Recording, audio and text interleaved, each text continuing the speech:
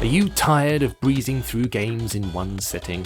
Fed up of staring at the credits screen feeling hollow and empty, knowing that your mettle was never truly tested? Well, you'll want to play one of the games in this list. Each one will frustrate, infuriate, and humble with their punishing challenges and vertical difficulty curves. Here are the 5 hardest games on mobile.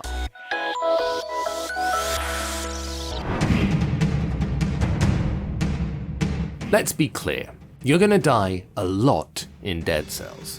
Doesn't matter how good you think you are, you're gonna die. This roguelite adventure has you battling zombies, freaky looking bats, golems, and even giant worms.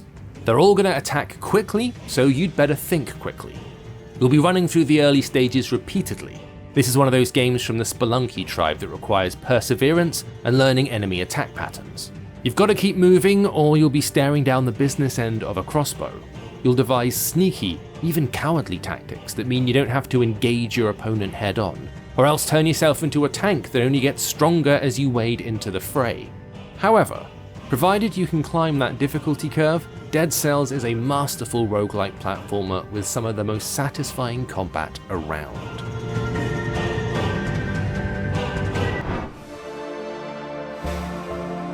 Outfair has a lot in common with FTL. It's a sci-fi roguelike where you survive alien encounters, electrical storms, computer viruses, and more. There's no combat mechanics here.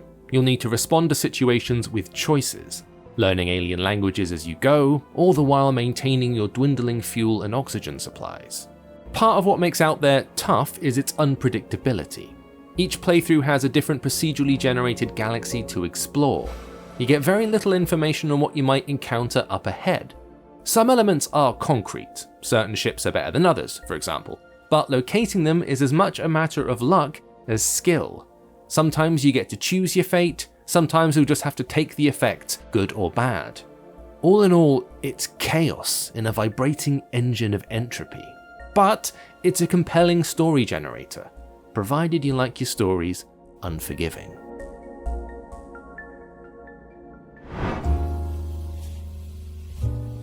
The spirit of Quap is alive and well in Bennett Foddy's Getting Over It. Instead of a spaghetti-limbed sprinter, you're dealing with a nude guy in a cauldron with a hammer, but the essence of the gameplay remains. Through careful swipes and drags, you can pull and hook, propelling yourself up a mountain with an explosive downward push. Soon, the abstract structures you need to climb become more demanding. Overhangs that need to be hooked and swung around. Angled slopes that require a low-angled hop. A single failure can send you tumbling back to the start of the game. There's no checkpoints and no saving. And if that wasn't enough, its aesthetic is borderline nightmarish. But despite all of this, it's weirdly compelling and addictive, and offers huge bursts of satisfaction when things are going your way. Just be prepared to fail. Like, a lot.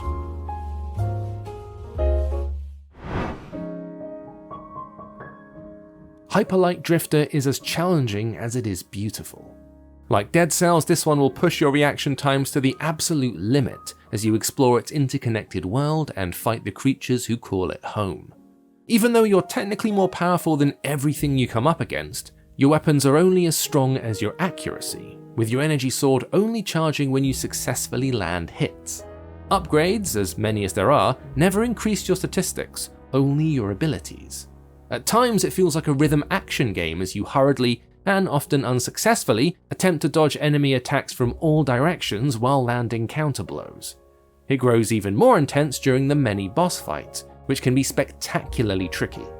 Amazing pixel art vistas, wonderful colour schemes, and a sense of genuine threat throughout. Cracking stuff.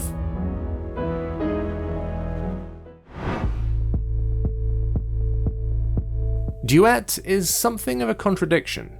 You have to survive and stay calm. The goal is to maneuver 2 different coloured balls across 8 chapters of obstacles while listening to a soft voice tell you to stop looking for an exit. Think GLaDOS from Portal, but she works in a spa. If one ball hits an obstacle, both go back to the beginning. You touch either side of the screen to rotate the balls left and right. Obstacles will move at random, so you need to stay alert. Just to remind you how much you suck, Duet marks your failures with splashes of gory paint. Here's where you nudged left instead of right, and here is where you panicked and failed to get out of the way in time. These marks are pointers and badges of shame.